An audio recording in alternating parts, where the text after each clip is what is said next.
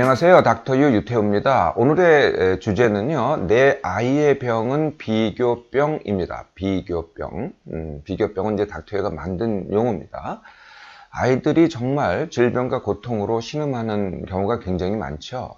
네, 크게 이제 5가지의 이 병으로 나눌 수 있겠는데요. 이제 첫째가 마음의 병입니다.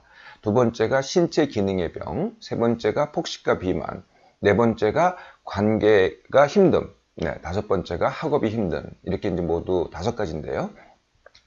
네, 마음의 병은 분노에 차 있거나, 아니면은 불안하거나, 아니면은 열등감을 느끼거나, 기분 나빠하거나, 이게 더 진행되면 어떻게 되겠어요? 우울증, 조울증이 됩니다. 또 어떤 아이들은요, 그러다가 자살을 생각하기도 하고, 자살 충동을 느끼기도 하고, 실제로 실행에 옮기는 아이들도 있죠. 신체 기능의 병, 머리가 아프다, 소화가 안 된다, 잠을 못 잔다, 저항력이 떨어져서 감기 자주 걸린다, 소변이 자주 마렵다, 이런 병들이죠. 검사에도 이상이 나타나지 않습니다. 기능의 문제이기 때문에. 폭식과 비만, 네, 과거와는 정말 달라졌죠. 요새 비만은 아이들이 굉장히 많습니다. 관계가 힘들면은 어떻게 되겠어요? 네, 혼자 놀거나 아니면은 따돌림 받거나 이런 경우죠. 새 친구 사귀기를 어려워하거나.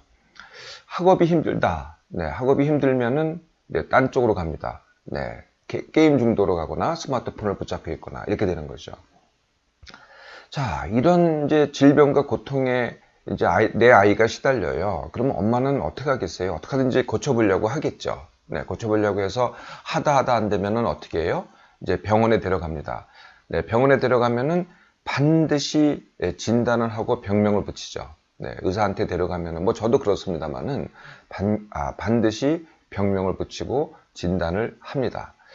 자, 검사를 하고 병명을 붙이고 그러면 이제 약을 먹게 되겠죠. 아니면은 다른 치료를 받게 됩니다. 네, 그러면 이제 좀 낫기도 해요. 좀 낫기도 하지만은 다른 문제가 생기죠. 그게 뭐냐면은 낙인화라는 문제입니다. 낙인화. 너는 그런 병이야. 그래도 폭식과 비만은 좀 나은 편인데요. 예를 들면은 우울증이다, 조울증이다, 아니면은 ADHD다, 이런 진단을 붙이면 어떻게 되겠어요? 네, 이게 정말 거의 다 평생 가는 경우도 많습니다. 아이한테도 문제지만은 가족들한테도 큰 이 마음의 짐이 되죠. 이렇게 병도 고통이지만은 또 치료도 또 고통이 됩니다. 자, 이런 일들이 왜 우리 아이들한테 이렇게 흔히 일어나는 걸까요? 네, 이제 닥터유가 그런 고민을 한 겁니다. 왜 원인이 뭘까? 네, 이런 고민을 했는데요. 네, 원인은 당연히 이제 2가지로 나눠지겠죠? 네, 하나는 타고난 겁니다. 그러면 타고난 게 아니면 뭐겠어요? 두 번째는 후천적이죠. 타고난 거하고 후천적인 거하고 어떤 게 더 크겠습니까? 타고난 거는 거의 태어나자마자 거의 알게 되기 때문에요. 네, 대본에 드러나죠. 그리고 지금 제가 말씀드린 경우는요, 거의 다 타고난 게 아닙니다. 후천적인 거죠. 네, 그러니까 우리 아이들을 선천적인 것도 물론 있기는 있어요. 네, 타고난 것도 물론 있긴 있지만은 후천적인 게 훨씬 더 큰 원인이 된다는 겁니다. 타고난 거에는 이제 2가지가 있습니다. 하나는 요거가 이제 조금 혼돈하시는 분들이 있는데요. 하나가 유전성이고요. 하나가 선천성입니다. 이 2가지가 서로 다른데요. 유전성이라는 것은 유전자를 통해서, 그러니까 DNA죠. 다른 말로 하면, 또는 유전체라고도 합니다. DNA를 통해서 물려받은 거죠. 그대로. 네. 이게 이제 유전성이라고 하는 거고요. 선천성은 유전자하고는 이제 무관합니다. 무관한데, 이제 태아가 이제 태어나면서 이제 발달을 하잖아요. 발달하면서 임신과 출산이라는 엄마의 환경을 겪습니다. 이 환경에서 습득된 원인, 이걸 갖다가 이제 선천성이라고 하죠.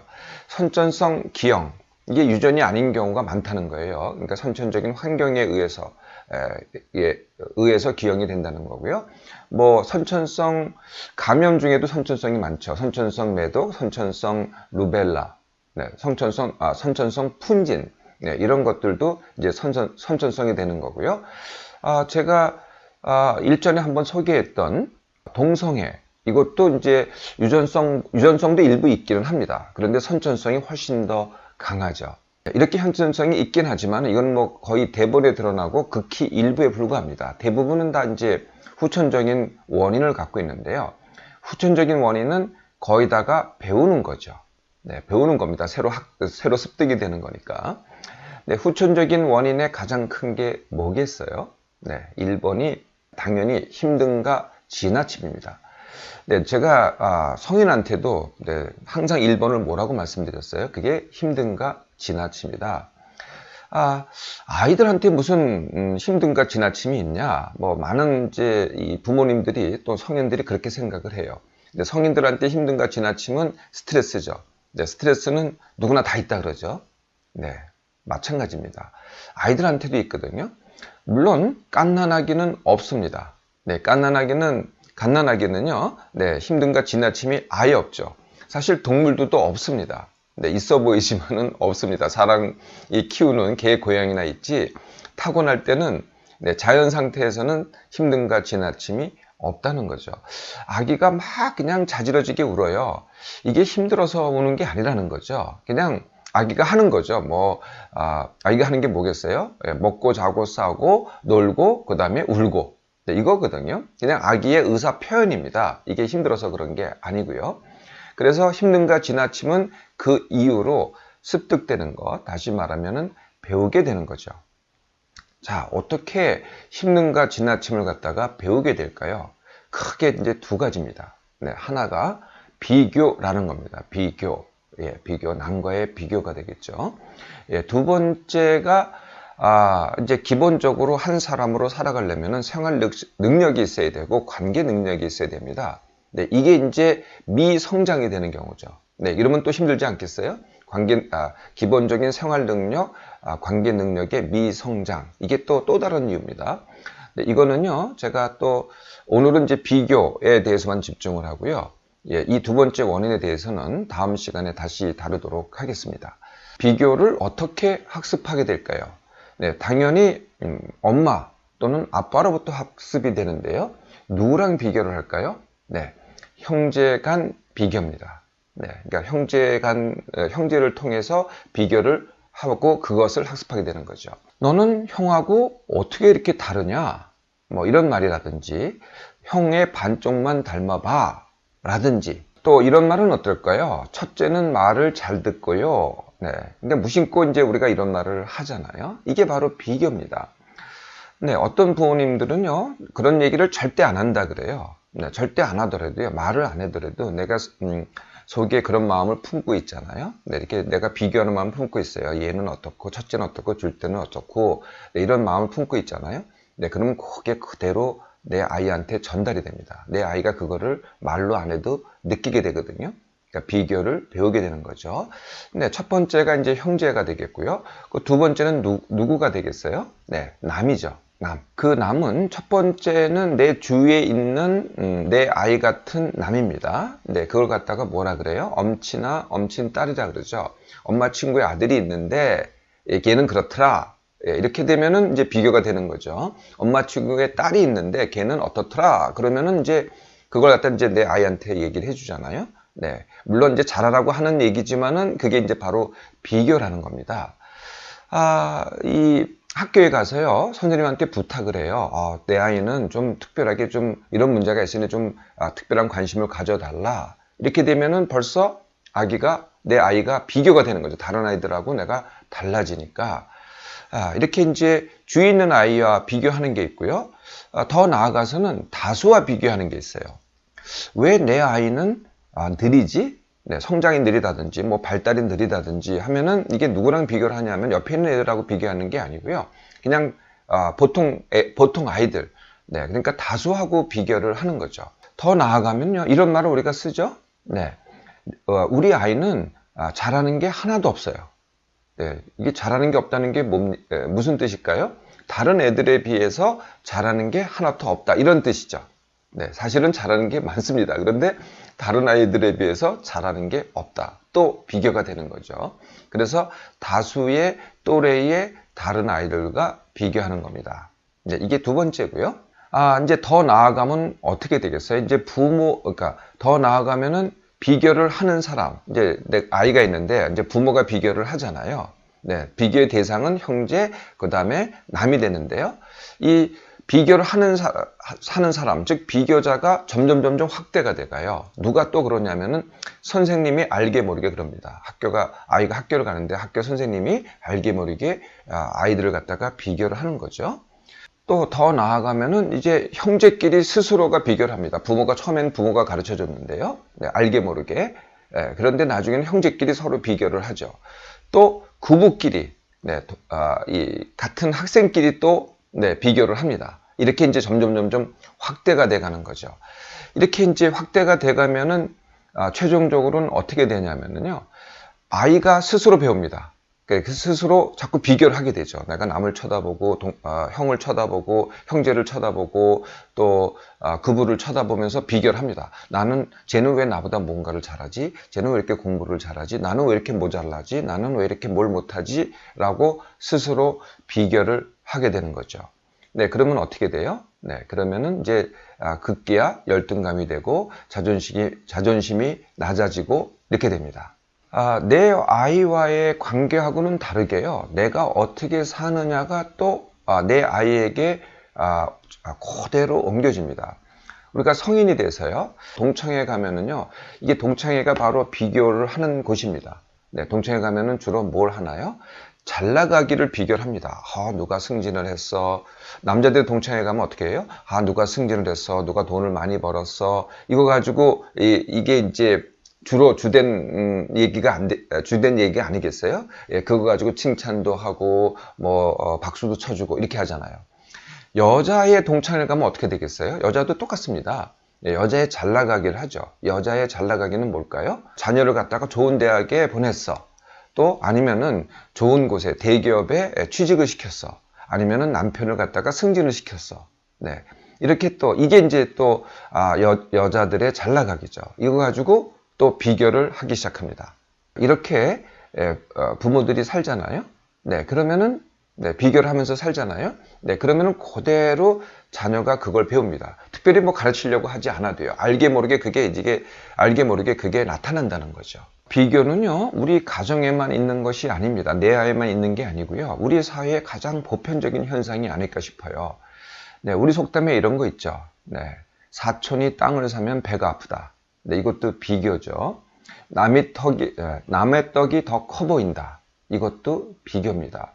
우리가 그렇게 순위, 서열, 그리고 자리, 여기에 목매잖아요. 네, 이것도 사실은 비교입니다. 순위에 대한 비교죠. 이 자체가 비교입니다. 또 우리가 그렇게 평등사회, 누구나 다 공평하게 하자. 여기에 목매잖아요. 정말 매일 얘기하는 게 그거잖아요. 네, 이거에 반대가 뭐가 있겠어요? 우리가 그렇게 많이 비교를 하기 때문에 이제 비교하지 말고 평등하자. 이것도 우리가 그만큼 비교 사회라는 것을 반증하는 증거가 되는 거죠. 우리 이제 국민소득이요. 세계 13위, 12위 이렇게 10위권대 이제 있습니다. 그런데 이 행복 지수를 갖다가 따져보면요. 전 세계 국가 중에서 우리가 60위 전후입니다. 네, 이렇게 잘 사는 나라가 됐는데도 불구하고 우리는 그렇게 행복하지 않다는 거죠. 그 행복하지 않은 이유의 가장 큰 이유 중에 하나가 바로 또 이 비교입니다. 이 비교가 스트레스라는 것은 너무나 자명하지요. 네, 바로 이 비교를 당했을 때 또는 비교를 내가 느꼈을 때 동창회 가서 다 잘 나가는데 나는 그렇지 못했을 때 동창회 가서 다 자녀를 다 성공시켰는데 나는 그렇지 못했을 때, 다 어디가 예쁜데 나는 어디가 못났을 때, 네, 그때 그 느낌 다 경험해 보셨죠? 그게 얼마나 큰 고통입니까? 네, 그 그대로 내 아이도 똑같은 고통을 느낍니다. 네, 이것이 하루 이틀이 아니고요. 자꾸 반복돼 보세요. 네, 그게 쌓이잖아요. 네, 쌓이면은 그게 바로 이제 병이 되기 시작합니다. 아까 말씀드렸던 마음의 병, 신체 기능의 병, 또 관계의 병, 학업의 병, 비만, 폭식 이런 것들로 진행하게 되는 거죠. 자, 이걸 어떻게 해결을 해볼까요? 닥터유는 이전 강의에서도 제가 여러 번 말씀드린 것 같습니다만은 남 다수보다는 한 사람입니다. 네, 남과 비교하지 말고 다수와 비교하지 말고 한 사람이라는 거거든요. 지구에는 이미 75개 인구가 있습니다. 네, 어떻게 보면은요, 어떤 수치로 보면은 상당히 서로들 닮아 있어요. 비슷비슷해요. 네, 비슷비슷한데요. 또 다르게 보면은요, 한 사람도 똑같지 않습니다. 네, 같은 사람이라고 하더라도요, 어느 한순간도 똑같지 않습니다. 우리가 이제 그렇게 생각을 하는 거죠. 네, 네, 닥터유만 봐도요, 어제 닥터유하고 오늘의 닥터유가 똑같습니까? 네, 뭐, 같은 옷을 입고, 같은 안경을 쓰고, 같은 헤어스타일을 하고, 이래서 똑같다고 생각할지 모르지만은요, 정말 다릅니다. 네, 그래서 남 다수에 맞추지 말고요, 옳다 그르다에 맞추지 말고, 그냥 한 사람으로 보라는 거죠. 네. 우리가 이런 말 하잖아요. 그냥 보통만 됐으면 좋겠어. 네, 그렇게 하지 말라는 거죠. 보통이 아니고요. 그냥 너는 너야. 네. 너는 왜 남과 다르니? 이렇게 하지 말고요. 그냥 너는 너야. 왜 너는 남보다 느리냐? 하지 말고요. 늦어도 돼. 사실 늦는다는 것 자체가 비교잖아요. 네, 늦다 빠르다 할 것도 없어요. 네, 빠르다고 우리 아이는 영재야. 이렇게 하시는 분도 많더라고요. 네, 그냥 좀 빠른 건, 글쎄요. 또 빠르다는 게 비교니까. 네, 그냥 좀 잘해. 뭐 이렇게 생각해도 되지 않겠어요? 네, 그냥 너는 너야. 네, 남과 다른 너야. 이렇게 해도 충분하지 않겠냐고요? 정말 비교를 하고 싶으세요? 네, 그러면은 이렇게 비교하면 됩니다. 두 가지 비교인데요. 내 아이의 과거하고만 비교하는 겁니다. 뭐 하루 전에 내 아이, 또는 일주일 전에 내 아이, 한 달 전에 내 아이, 또는 뭐 6개월 전에 내 아이, 뭐 3개월 전에 내 아이, 이렇게 비교를 하는 겁니다. 네, 그러면은요, 그 차이를 느끼시게 되죠. 네, 하루만 해도 차이가 납니다. 그럼 차이가 뭐 그대로거나 못하거나 잘할 수 있겠죠. 네, 조금만 해도 차이가 나면은 그것만 칭찬해 주시면 됩니다. 네, 남과 비교하지 말고요. 비교하고 싶으면은 이전과 비교해서 잘하는 것만 칭찬해 주면은 그 한 사람이 돼가는 거죠. 그래도 또 비교하고 싶다? 그러면은 균형 비교라는 방법이 있어요. 균형 비교라는 것은 내 아이가 못하고 남이 잘하는 것만 비교하는 게 아니라, 그럴 때는요, 반드시 걔가 못하고, 내가 비교한 걔가 못하고, 내 아이가 잘하는 것을 동시에 얘기해 주는 겁니다. 네. 쟤는 공부를 잘해. 그런데 너는 축구를 잘해. 쟤보다. 쟤는 공부를 잘해. 근데 너는 친구가 많어. 네, 이런 식으로 균형 비교를 하는 거죠.